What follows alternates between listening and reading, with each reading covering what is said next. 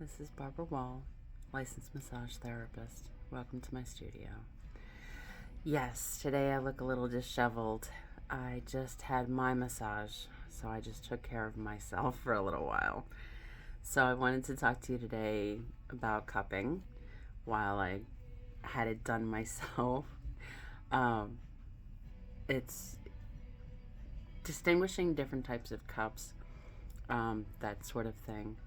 So typically, cupping, you've seen the marks. Of course, we all know Michael Phelps made them completely infamous during the Olympics. Everyone saw all these purple marks and not sure what they were. I'm sure anybody that watches basketball, you've seen them on the players. Typically, cupping is used to help in speeding recovery for muscles.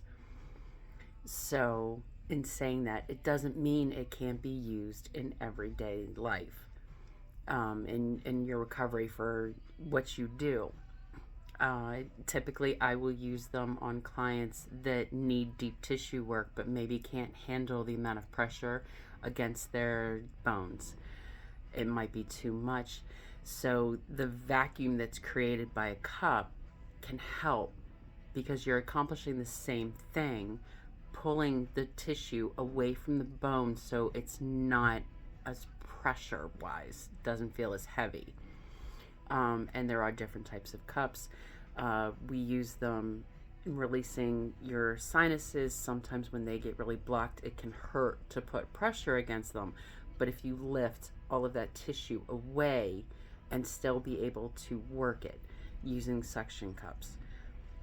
So we have, like, this is a very small facial cup, used temple area, maybe around like bridge of the nose, and in here.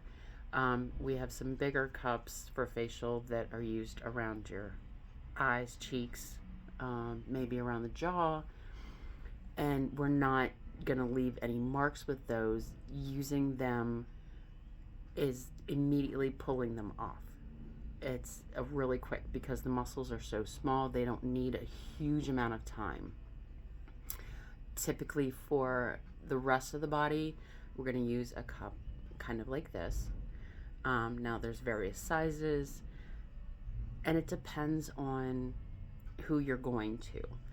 Typically, it's going to be acupuncturist, herbalist, maybe some physical therapist, any physical trainers, those kinds of things. They're going to use what we typically think of, the glass balls that you heat up with fire and lay directly on the skin, to get that suction creation.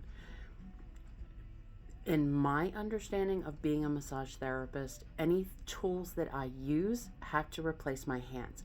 So because my hands are always moving, means any tool that I use should always be moving, with a little bit of exception. There are times where my hands aren't, that I have to stay in one area depending on trigger points. And those are those knots that you feel in your body. And sometimes the cup, it just won't move until you get a little bit of release. So it's really easy to do. Just to go and apply some oil. You always want that lubrication. And just to place the cup, and just like this. So typically you only get the marks when you keep it in one place. Now, obviously, this cup is a little big just for my arm. This is more for like your back, backs of your legs, quads, upper thighs. But just to move it. Typically, no pain with it. And unless you really leave it sit, there shouldn't be any marks. There may be some slight reddening, like sometimes you might get from a blood pressure cuff. If it feels too tight, you kind of get those little red marks. This will do the same kind of thing in the motion that you're moving the cup.